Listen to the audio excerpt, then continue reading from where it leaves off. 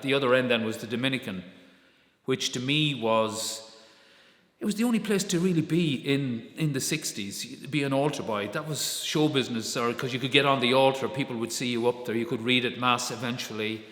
We all wore white, and there was I think it was about 50 to nearly 60 altar boys at any one time there. Billy Costin would have been there, John Frisbee, Kevin Douglas. They were slightly older than me, but that was the place to be. And my mother brought me down there when I was about 8 to join. And I met Brother Pascal. He was just back from Rome. He had spent 20 years there. Pascal Gunning from Cork. And he was very gentle man, great guy, really fantastic to be the head of the altar boys. But that was the place to be, Ollie. You know, you got a great buzz about going out on the altar. I remember once there was, it might have been at Easter or Christmas probably, midnight Mass, when it was actually at 12 o'clock.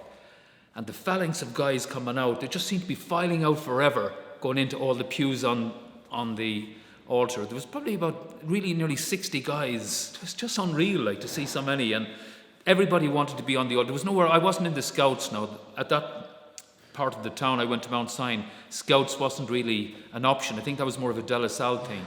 Hurling, of course, with Mount Sion was. I wasn't a brilliant hurler, but I love the altar boys, yeah. I'd say having a priest in the family was the highest you could get.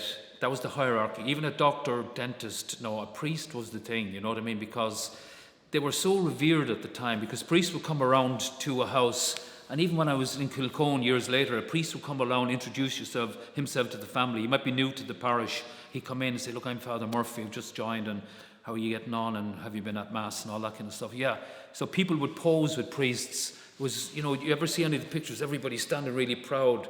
The priest is in the middle. There's people all, and everybody would be dressed in their very best.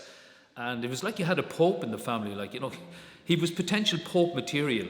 Because I remember with Brian Hunt, my great friend at the time, we had a bet, which of us would be pope first. That was the thing we had, even at the age of 8 or 9. Because every time you attended Mass in the Dominican, you got points. And you got extra points if you did a Mass on a Sunday or benediction or Christmas. And at the end of the year then, there was a cup to be won. And the very first year I was there, Ollie said, "I'm going to win that cup." And I don't know, was it 8 or 9 or whatever at the time.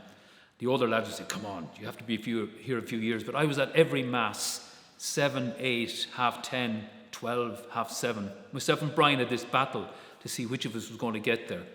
In the end, I won all right. And it was an amazing to win. My name is on a cup. I don't know where the cup is, but my name is on a cup somewhere for Mass attendance in the Dominican. Brian won it the following year then, but we had an amazing battle.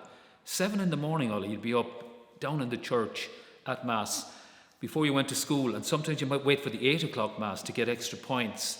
Go home, rush your breakfast, tear into Mount Sion then, but that was an amazing battle. That was my Olympics at the time, you know.